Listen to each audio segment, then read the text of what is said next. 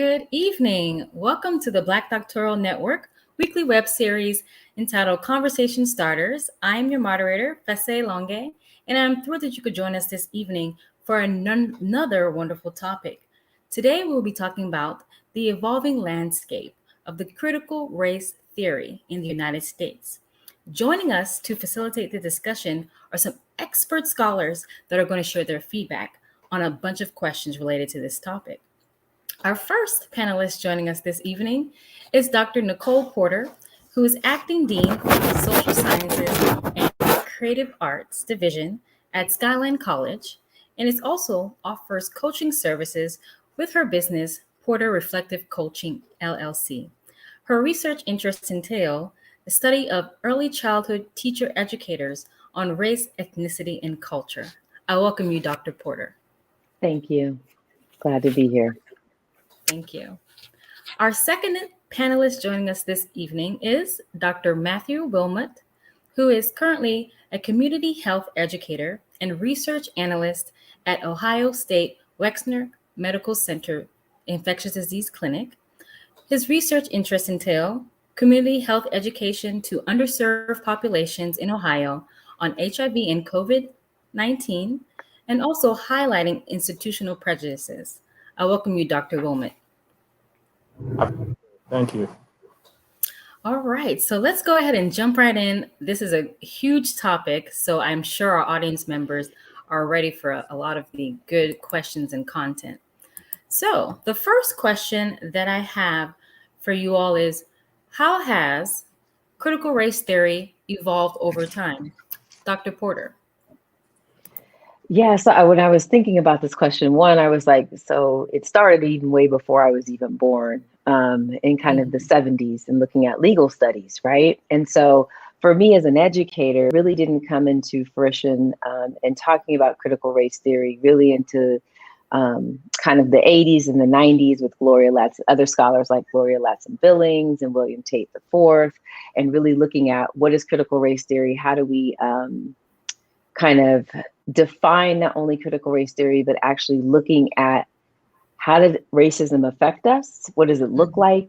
Making it an action verb, right? Just not another theoretical opportunity to look at some research, but actually making it, hey, we have to do something about this. So the research allowed us to look at what is missing from what we noticed, and especially in regards to legal studies, but then also carrying that over into education. Some of the laws and policies that have been passed down that we have inherited based on the situations or the time period we actually grew up in. No, thank you, Dr. Porter, for that. Dr. Wilmot. Yeah, I would have to echo Dr. Porter's, student knowledge on this topic, especially in education. For me, I came to critical race theory during my dissertation. My background is in psychology, specifically social psychology, and critical race theory was really fashioned like how much of my work was oriented toward prejudice, but also just how my life was oriented toward it. Mm-hmm. And critical race theory, has gone through evolutions as far as its expansion into different domains. And Dr. Porter mentioned education. It's becoming more prevalent in terms of its analysis in medicine, in communications, and it's all attributed to the work of the folks that Dr. Porter mentioned.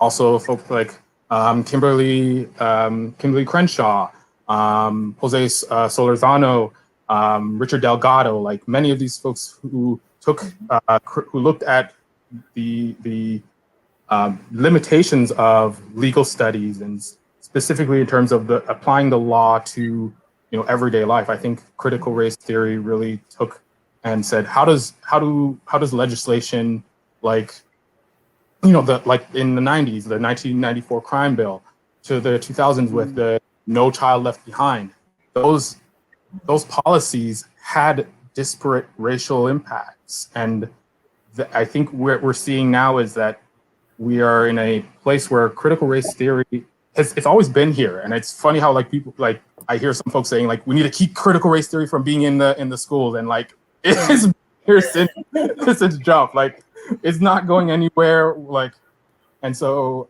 it's just expanding now, and like you know, and now although I'm not in academia as much with regards to my community work, psychology is also getting on the bandwagon with regards to studying critical race theory, and there are critical psychologists who I've had the privilege of meeting and conversing with, and they're in gratitude with the work that's been done since the 70s. Yeah.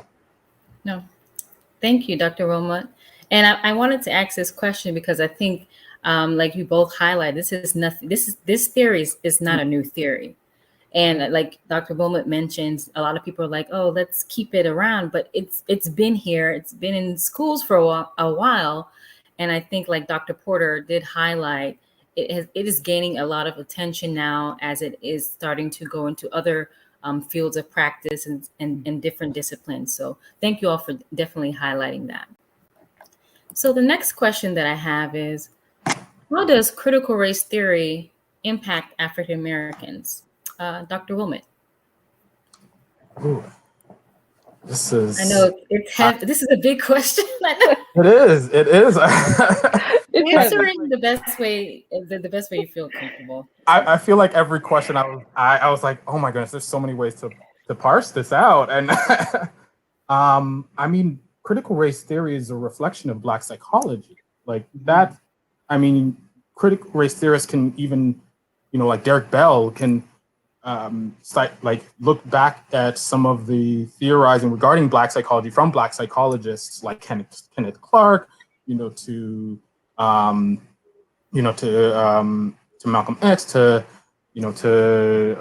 Stokely Carmichael, like these. And so when we hear of people wanting to deny critical race theory, that is a blow to the need to validate African American psychology, African American experience, understanding, the intersections of race and gender, like that is part of critical race theory. So if you're rejecting critical race theory, you're also rejecting intersectionality.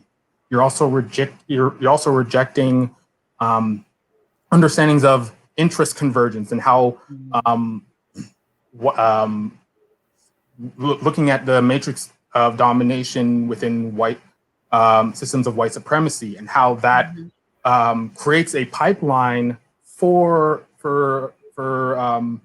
working class or lower class whites to have that opportunity to move up faster than those who are their Black counterparts. So it really for me and personally as well, like critical race theory is a method that and a paradigm through which we can look and analyze the U.S. and critical race theory has also been looked at in other countries like Australia and Canada, and it's a way for us to study African American psychology. I think that's really where I'm. Yeah. No, thank you, Dr. Wilmot. And Dr. Porter, what are your thoughts? I like how Dr. Wilmot added about the social identifiers, right? All those things that intersect, and how we define who we are. And so at our institution at Skyline, one of my colleagues, Dr. Cheryl Johnson, she introduced us to something called the Equity Manifesto. I'll put the link in the chat. It's by policylink.org. And there's just this, I'll just read this one quote because it speaks to how it impacts African Americans. And it just says that one of the tenets of the Equity Manifesto, and especially when I begin to understand and you get to apply critical race theory, it requires that we understand the past without being trapped in it, embrace the present without being constrained by it, and look to the future guided by the hopes and the courage of those who have fought before us and beside us.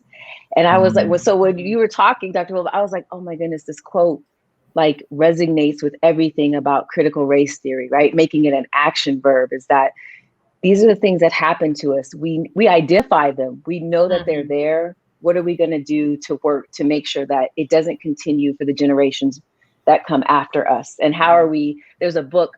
So forgive me, I can't remember all of my scholars' names. There's a book called Good Ancestors, and I tell people I use the term good ancestor rather than ally. You can choose whatever term you like to use. I feel like, how am I going to leave this place better than what it was before I got here? And I think about all those people who came before us, especially when we're talking about critical race theory.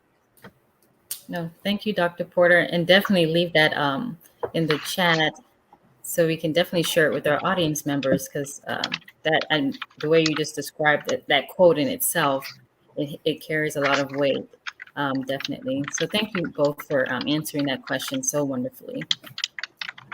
All right, so the next question that I have for you all is, how has social media influenced the perceptions of racism? Dr. Porter, what are your thoughts? I was like, these are some deep questions.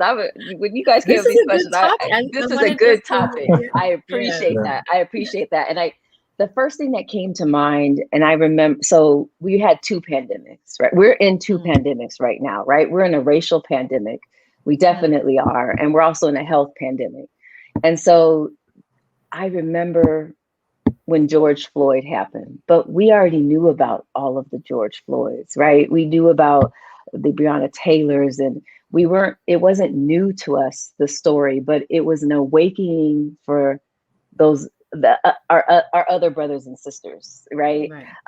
There was an awakening with them. And so they got to experience and feel and see the pain that we have seen in our short lifetime, and the stories our grandparents or family members have shared with us. And so it brought it to light in a way where other countries were identifying it and standing together with Black Lives Matter, right? With Queer Lives Matter, with Black Lives Matter, with, Black Educators Matter. I think I began to see multiple movements happening. And so I would say that there was the good, and then there was also the people who are the hecklers, who try to portray certain things and ask questions. Well, what about law enforcement? But what about you guys are doing in your own community? So there was a good and a bad. It definitely brought out some good things about racism in regards to we can't do right by others if we don't do right by Black people. Let's just be honest, right? And then it brought out the which we already knew existed, is the hateful people and their rhetoric. And I got to see some people who I didn't know that were, I thought, in our, I'm not going to say in my circle, but definitely in my collegial circle, that I thought were in a different space. But when social media allowed them to be who they really were. So I got to see them for who they really were in regards to some of the racist rhetoric and propaganda that they would share with others. Oh, thank you, Dr. Porter. Dr. Wilmot, what are your thoughts? Yeah, this is social media has increased its influence on the perceptions of racism, because now people are in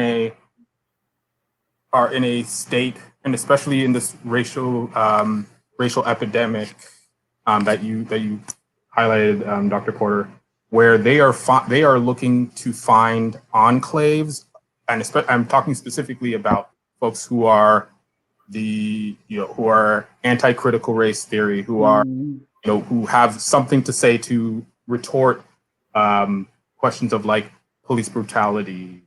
And many of these enclaves we're seeing levels of what we call group think, where everyone, like, they're finding a sense of community and voice through these social media created enclaves, and as a result many folks feel emboldened to then speak these untruths, and it just creates this exposure. Like I remember Will Smith talking about how having a quote saying that racism is not racism isn't increasing, it's getting filmed. I would actually make the argument that racism is increasing and it is getting filmed, because if you compare to the 1960s till now, there's been population growth. So it's possible that the world wasn't 7 billion people back then. It's 7 billion people now. So there's going to be people who were born into families where their parents displayed racist attitudes, who display racist attitudes, or who may not. And the same is true for folks who may have grown up in very liberal households, who may have developed racial attitudes. So it's come down to what I feel is like a climax or a zeitgeist where we're looking at folks reacting to racism because in a negative way, because it poses or the documentation of racism, because it poses a physical, spatial, or symbolic threat to the things that we treasure in America. And that's happening at this point. Yeah. I'd like to add something to that. Yes, as you talked about that, it was like the tearing down of things I didn't know that still existed in some of certain states, right? Like the Confederate flag still hanging in, county buildings or federal buildings. I'm like, I'm sorry, where are we at? Right. Just not knowing that, or just thinking about some of the things I experienced even in college. And I was like, and talking to other colleagues, like, do you remember, like, my husband and I went to a college in Washington State. It was Eastern Washington. We both graduated from there. And they had these little, in the old part of the gym, it was like an outline of what I guess what was supposed to be a representation of a Native American, because their mascot used to be called the Savages.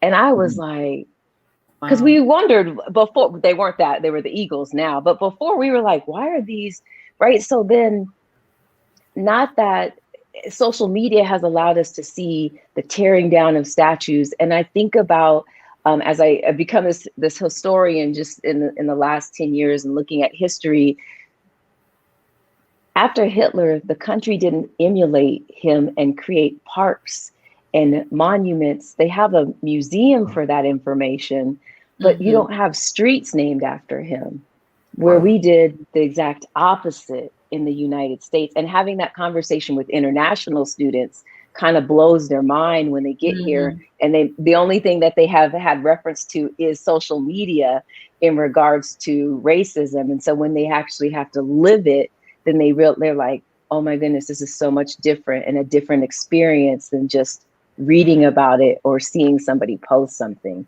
right? I just I'm baffled by the number of things that I was like, we're still hanging the Confederate flag? Are we right? And waving it as if it was a badge of honor? Very interesting. Yeah. Very interesting. I want to add kind of. I knew this was going to happen. Because I also want to kind of take it into the realm of health equity, because that's what and there's a very powerful book by Harriet Washington, who some of you might know, wrote a book, Medical Apartheid. She has a new book called Carte Blanche, and it's interesting to me when we hear of on social media about Tuskegee and the importance of Tuskegee, and it is important to highlight and address and the effects of Tuskegee on terms of medical mistrust. But there are countless other instances of medical experimentation that have been done on African Americans before Tuskegee and after Tuskegee, as recent as this COVID-19 pandemic. And I think that's where, when folks talk about Tuskegee, sometimes it's looked at as this bad past that, why are you dwelling on it so much? Like, we've moved on from this, and we need to address medical mistrust now. But medical mistrust isn't just based on that one failure that, in terms of respecting the ethics of folks in the African American community. It's been continuous, and it's actually, there's a research study that said that mentioned how folks, people who are aware, who were directly affected or indirectly affected through like through a family member through Tuskegee, are actually less likely to display medical mistrust compared to those who talk about Tuskegee but never experienced it, or never like had someone who experienced it. So there's this interesting dynamic of social media dwelling on Tuskegee in a way that can sometimes lead to the perception that there will be no change or no impact of institutional redress on African Americans' levels of trust. There really is a possibility that we can change the way we can address medical mistrust that doesn't involve highlighting the past. Right. Thank you, Even Dr. bringing. Oh, I'm sorry. Go ahead. Even, and I'm gonna have to channel Dr. Wilmot for this, because this is definitely definitely an area of interest as I teach students. I'm still an educator, right? Regardless of the role that I have right currently now. And so I would talk to students about the misconceptions or the perceptions that people think of when they think, especially in pregnancy. And I think Serena Williams, when she talked about, right, we had a lot of social media. Here's where it brought it to light in regards to medical mistrust or the racism that is prevalent and how they view us wherever you are in the diaspora, right? However you identify in the diaspora, and how they treat us. And it just made me think of, I talked to students about, right, pregnancy and care and birth rate. And one of the things I asked them is, like, we look at infant mortality rate. So you're kind of looking at children under 2, why do they die?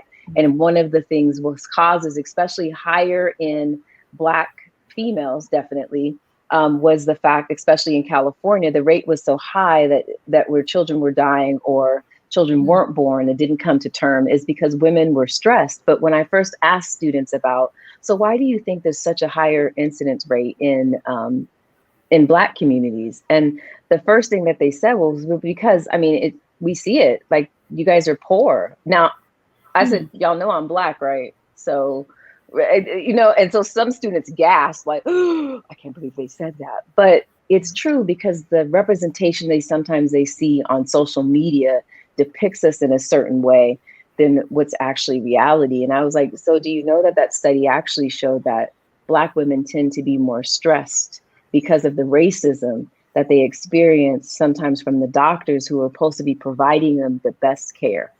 I think about when I had my daughter, my husband was in the military, and I knew something was wrong. And I kept telling the doctor, something is wrong. Like, I don't feel right. I'm not feeling, something is weird. Something is wrong. They try to, oh no, you just, I was like, something was wrong. And definitely I pushed it though. I pushed it harder and didn't allow them to just, put me by the wayside and just say, oh, you're just overreacting. Because your own body and when there's something wrong. But definitely. No, I mean, thank you, Dr. Porter and Dr. Bowman. I mean, you all, I don't know what to say. That question, you all explained and highlighted all the angles and levels and patterns and highlighting the historical pieces of before we even had these platforms of social media, how that still progressed up until now. So thank you very much. And just reaching out to our audience members, I hope you all are enjoying this conversation. If not, and please share it with your colleagues, friends, family. There is more information to be shared. We are just getting started. So let's go into our next question that we have here is, what is the significance of keeping critical race theory in educational curriculum? Dr. Wilmot. Um, I'm going to be short because I'm sure Dr. Nicole Porter has a lot to say. No worries. More, critical race theory, from a scientific lens, provides a methodology, data, and ideas, creative ideas for folks, for people, researchers to analyze, historical accounts of American life, and as well contemporary lived experiences.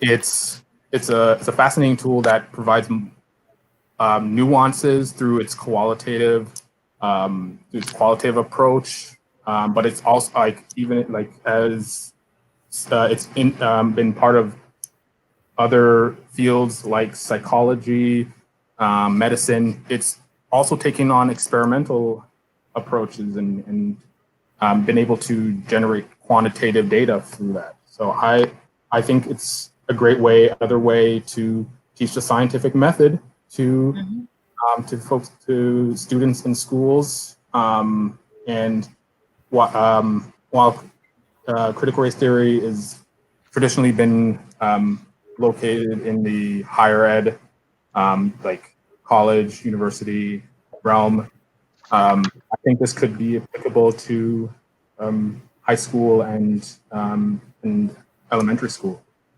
So, yeah. Thank you, Dr. Wilmot. Dr. Porter. I like how you talked about it has to be, right, it's got to be investigated. And so I think that sometimes our colleagues, what my fear is, and as I'm having conversations even with other colleagues and teachers and districts, and is that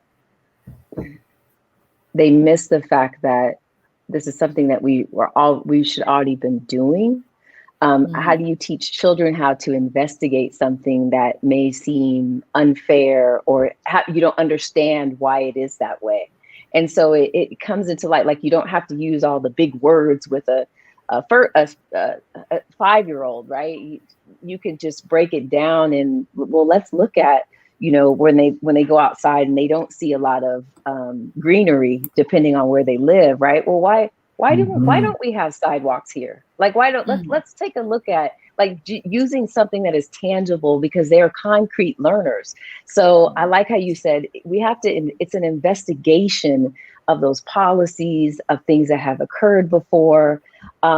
It definitely has to be in curriculum, because I tell people all the time is that we have to be able to critically reflect. And so when I say people are like, oh yeah, I reflect. I was like, no, but do you actually go through the process of where you may have some cognitive dissonance sometimes in your thought process? That's when you begin to critically reflect, like, wait a minute. Okay, I know it's the same thing, right? As we've all gone to school and learned a discipline. It's like, I thought I knew this, but wait a minute, now you're telling me this. And then how do I accommodate that into my understanding and learning? And so what my fear is that as I see the implementation of it in curriculum, people are doing it in a way where I don't want you to do any more harm. Just don't do any more harm than what has already been done, right? I remember coming up through school and all they talked about was slavery, but they didn't talk about the innovation and the things that our people contributed to build this nation. And now we see it in the commercials, right? I just sent an Ulta commercial about makeup products, and they are talking about how different Black women, men, cisgender, non-binary have contributed to the fabric of how we identify beauty. And I was like, oh my God, where was this at 10 years ago, 15 Right. years ago, right? Yeah. And so I want to see it in the curriculum where we're investigating the things that we're asking our children and our scholars and those educators to learn. And I think that's where it's missing is people they're just trying to check the box. They're just checking the box versus actually investigating what we should be doing as we create teaching and learning experiences, not only for children, but for adults. So that's why I say the significance of keeping critical race theory is that we have to you have to use that lens every time you're investigating something. And so I'm hoping that other educators are truly critically reflecting on how they engage in and understand what critical race theory is.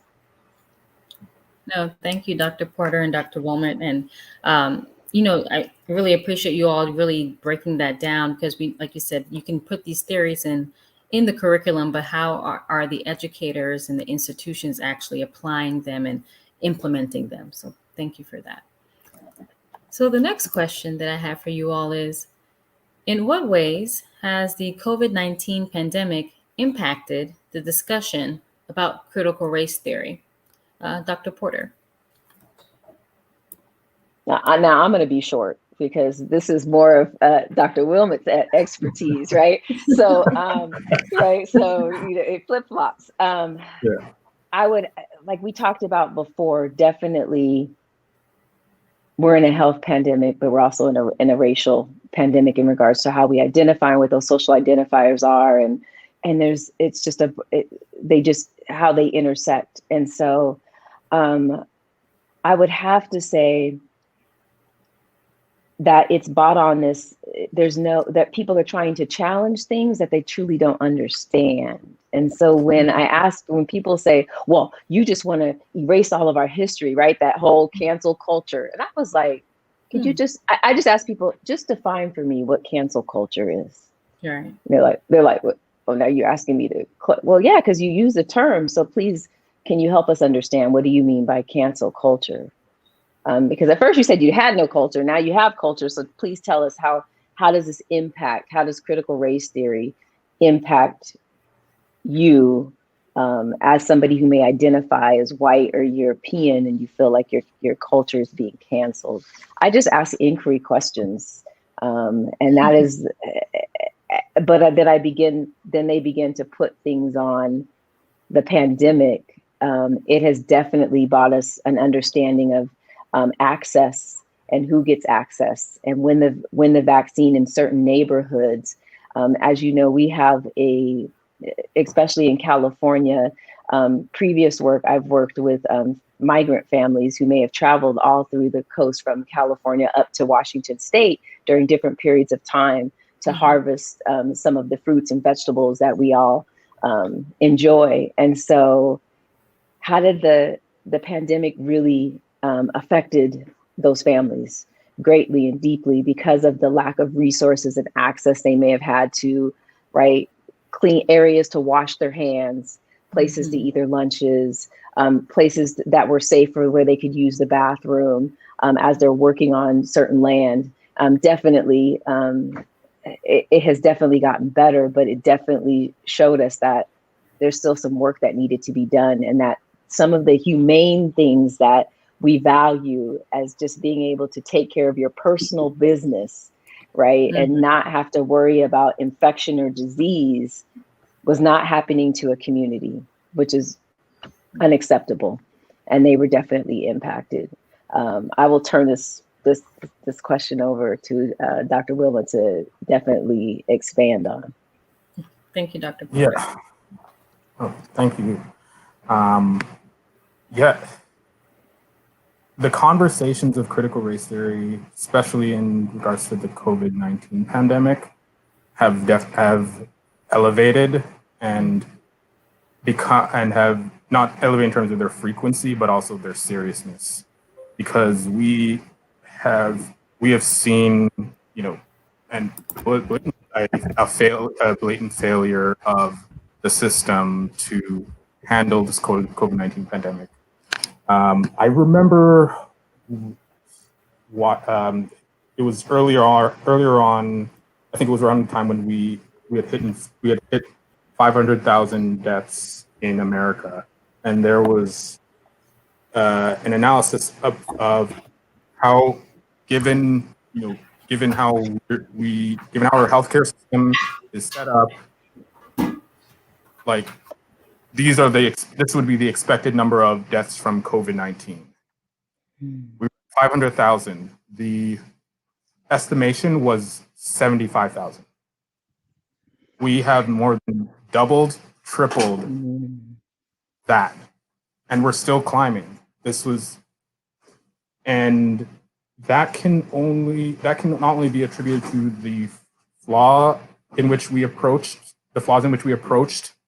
handling the COVID-19 outbreak, but also the inherent decisions that were made regarding who should live, who should not, who should be, who should get a test first, how should that be administered, where should that be administered, who's an essential worker, how should they, what can we do to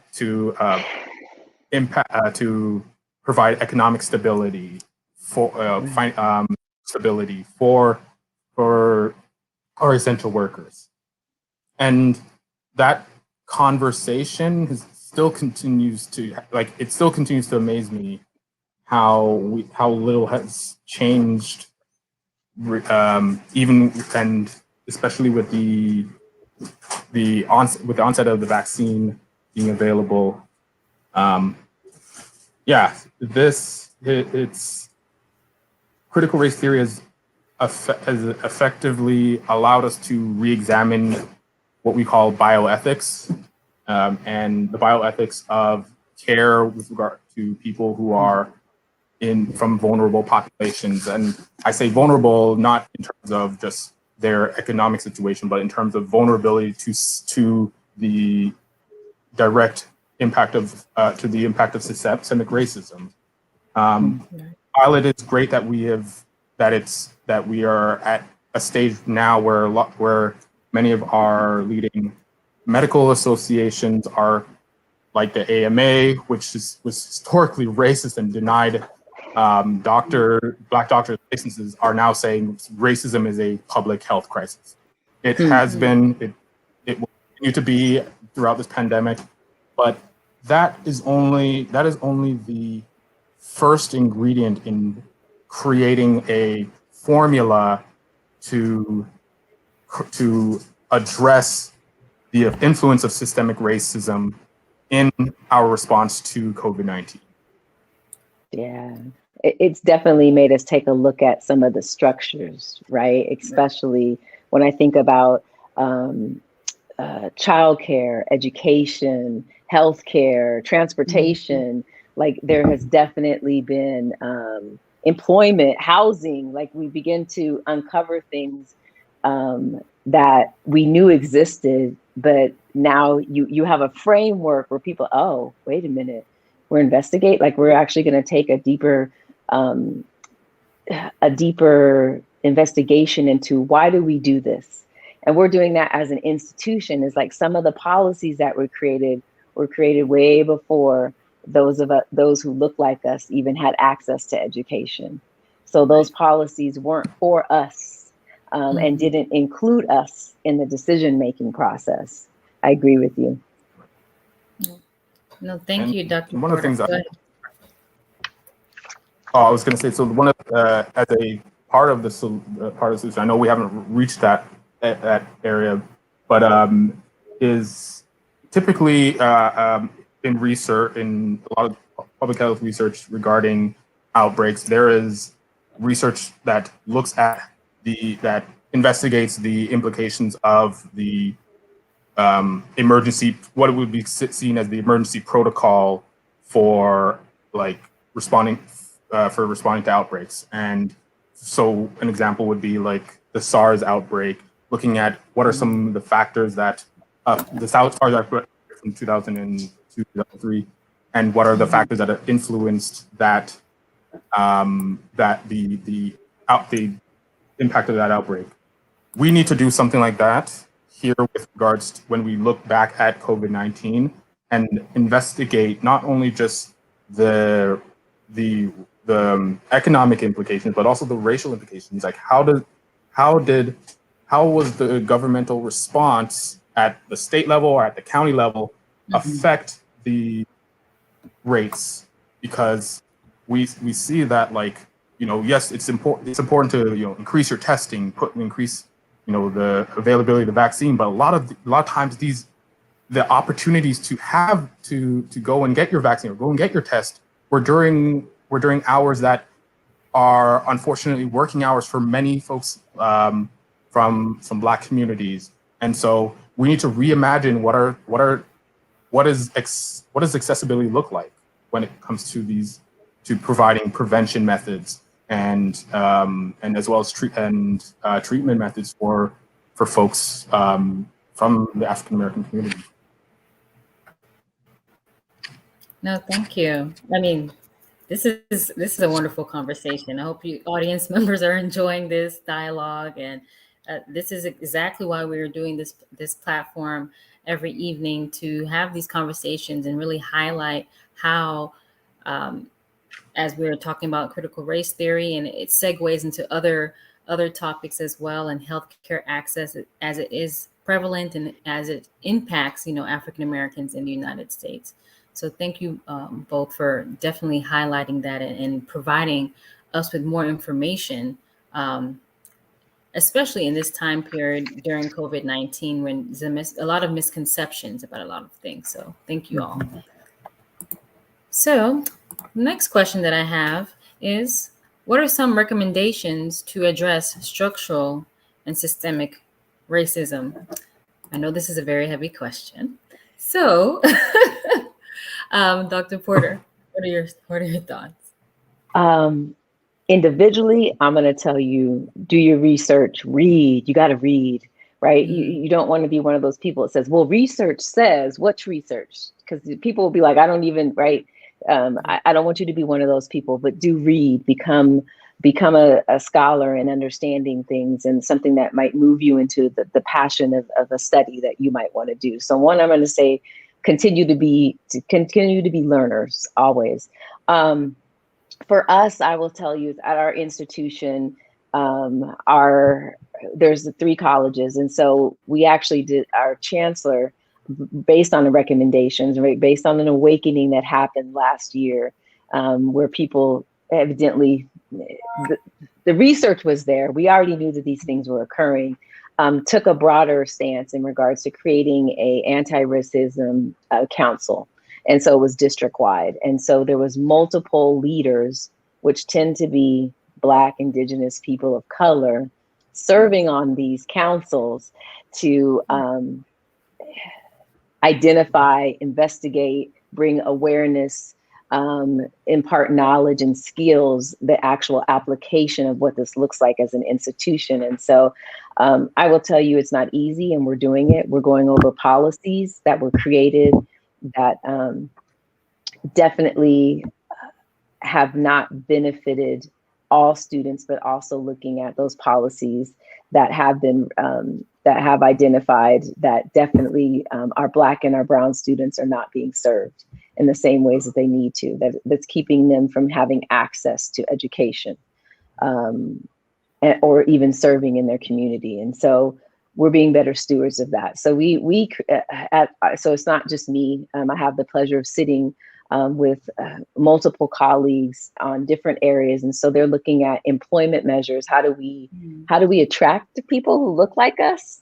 Because I tell them, I say, well, you didn't advertise in the networks that I'm affiliated. It definitely was not in the Black doctoral network. And as far as employers, I do not remember seeing that being advertised. I said, I went onto the website just like many other people did and saw the advertisement. So not only the advertising, but then also keeping us there. Why is it that some of us are leaving, or that we don't have a longevity in the district that we work with, right? So there's a disconnect there.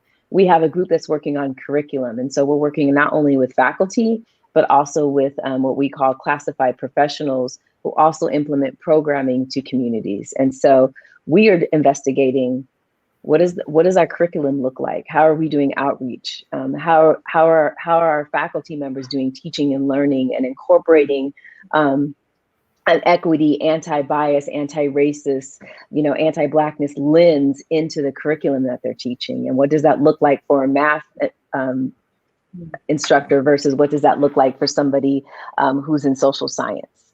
And so we're definitely doing that and working on that. And so I would say those, and then find the people in your circle, because this work is hard. Mm-hmm. It's hard. And you need to be able to find people who you can honestly have really good conversations about, this is how I'm feeling. And some days somebody has to pick up that torch for you because you just can't do it. And I totally understand that. So find your inner working circle on top of the circle that you're working with in your institution or organization as well. No, thank you, Dr. Porter, for those recommendations. Dr. Wilmot.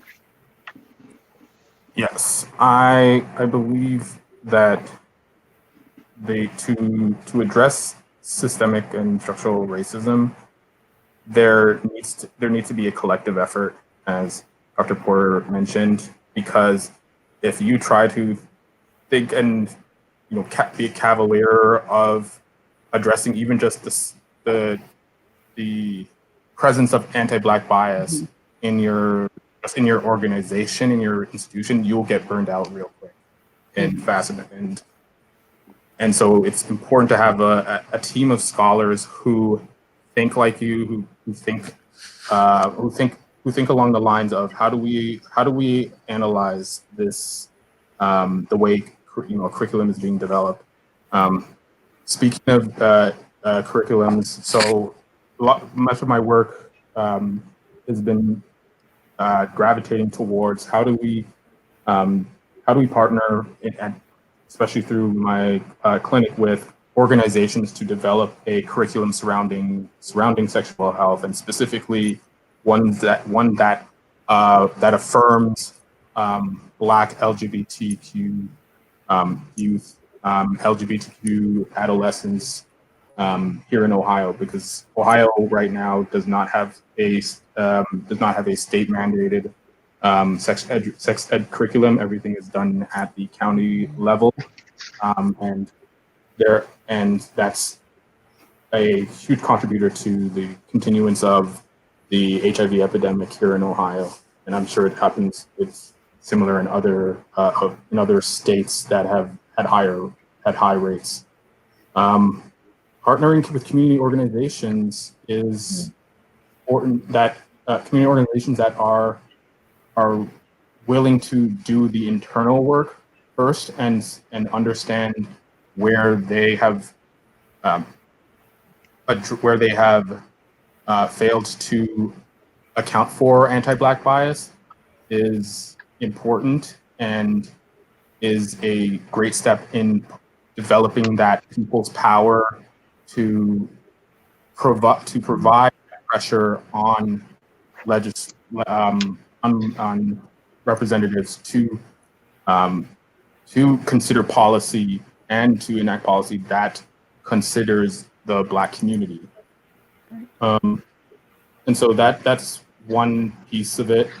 I mean, and I think this the most important part is not avoiding the issue, like avoiding deliverance. It never was, and that's why, and that's an important piece of why we find ourselves frustrated often, because we talk about, and it's kind of going back to the, Dr. Porter's point about we get frustrated because we want to take an investigative approach to our history, to our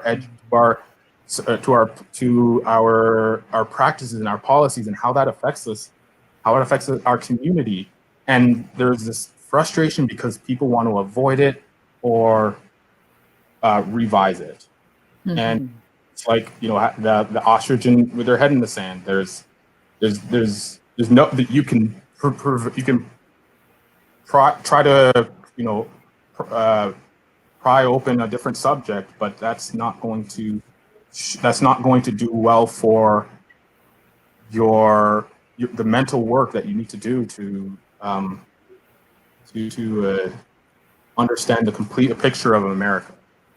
Yeah, I like how you said, like, you have to get involved at some level, whatever level that is, whether even it's just bringing awareness or knowledge about the scholarly work that's being done. Because I was like, some of this stuff we're talking, I was like, this already exists. Like, here's an article about, let's talk about, let's read about, let's investigate. What did they do and how did it work, right? And I kind of think about, as we're talking about addressing structural and systemic racism, you know that the Crown Act started in California. It's like we were the state.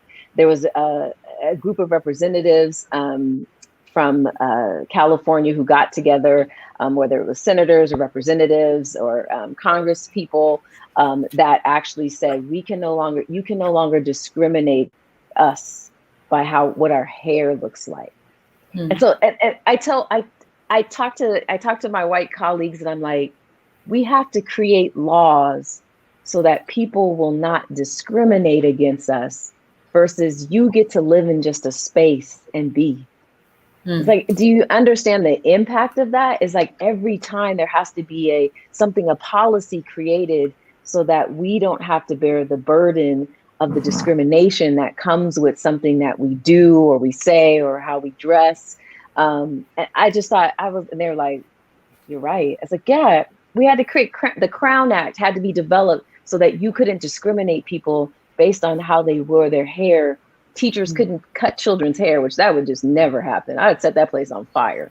So that's not the professional me. That's the let's get real. Like, I wish you would put your hands on my kid's head, right? Like, we would have a whole nother conversation, right?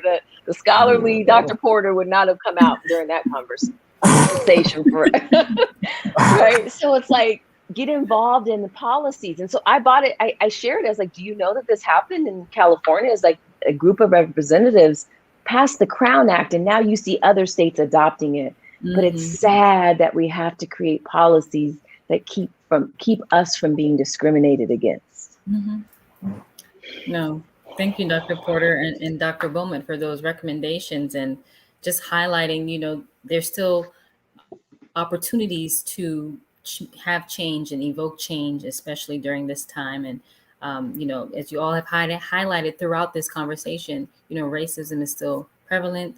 The critical race theory is still valid and much needed. And the further exploration is definitely warranted. So I thank you both. Well, that concludes all the questions that I have on this topic, but I have one more question to ask you both. How has your affiliation with the Black Doctoral Network helped to enhance you or personally or professionally? Dr. Wilmot. I'm actually quite new to the Black Doctoral Network, and so it's affected me, up till now, personally, and it's just seeing the wealth of creativity, the wealth of opportunity to connect with scholars. It's great. It's great. I wish I had. It makes me regret that I had not tapped into this, years ago. No, thank you, Dr. Wilmot, but we welcome you now with open arms, and we're happy that you could definitely join us this evening and continue to be a part of the Black Doctoral Network. And Dr. Porter, how about you? Yeah, it's like ditto. It's like-minded. When do you ever get to come together with like-minded people who share some of your same experiences or even have different experiences? And so I would have to say, like Dr. Wilmot, I wish I would have found it sooner, but I found it on Twitter because there was somebody else who was part of it. And so I was like, oh, I began to chat them up about what is that? And I was like, oh, what a wonderful place. And then I started referring everybody to it, that's in my circle, and like, hey, do you know about the Black Doctors Network? Because especially those of us who are going through writing your dissertation, that's hard to do. And then having to bounce ideas off of somebody or a group, or just meeting together in a chat room and just saying, hey, can I just write with you all today? Right. And so we might not even have to have discussions or conversations, but to know that there is a network that is available to you. I was so honored and humbled, one, to come and present today and be in the panel with you all, but then also to partake in something that I know will leave a legacy. And so I appreciate how we have the Black Doctoral Network, and it also inspires future scholars.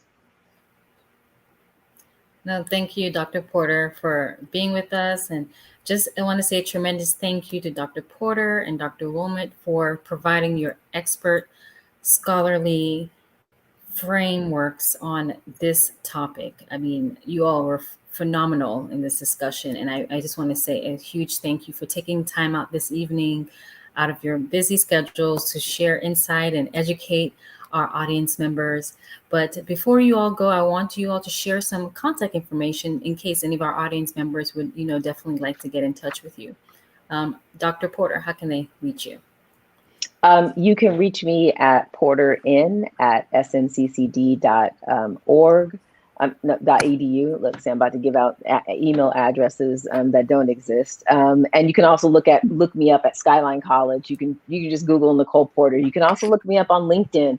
I would love to be in your network, and if there's anything I can do for either a future scholar or somebody who might be interested in the same research that I did as well, please definitely look up Dr. Nicole Porter. I'm on LinkedIn. I want to provide whatever resources that I can pass on to you. And so please do not hesitate in contacting me. I think there's a place, can we put in the chat, or you guys are going to share our email addresses out later? Yes, I will definitely share out some additional information with our audience. Okay. So, because I know that they want to talk to you all, especially how you all answered the questions and gave the wonderful insight. So definitely. And Dr. Wilmot. Yes. Again, thank you for this opportunity.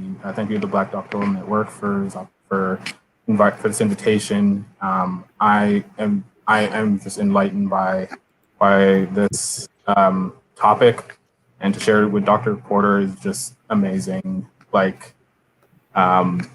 So to contact me, you can visit my website, www.heydrmatt.com. And you can see, and that just shows what I do as far as my community work. But also you can email me at matthew.wilmot@osumc.edu. Thank you, Dr. Wilmot. And again, I just can't say enough thank yous. You all did a fabulous job at on this panel and answering the questions and just showing the historical and present how it all merges together. I really definitely appreciate you all for joining me this evening. Well, if you all have enjoyed the conversations and would like to know more about the Black Doctoral Network, please be sure to check us out on blackphdnetwork.org and become a member, and follow us on Facebook at Black Doctoral Network. Please be sure to share this live with your friends, family, colleagues, and professional networks. I'm your moderator, Fesse Longe, and we look forward to seeing you next time. Have a good evening.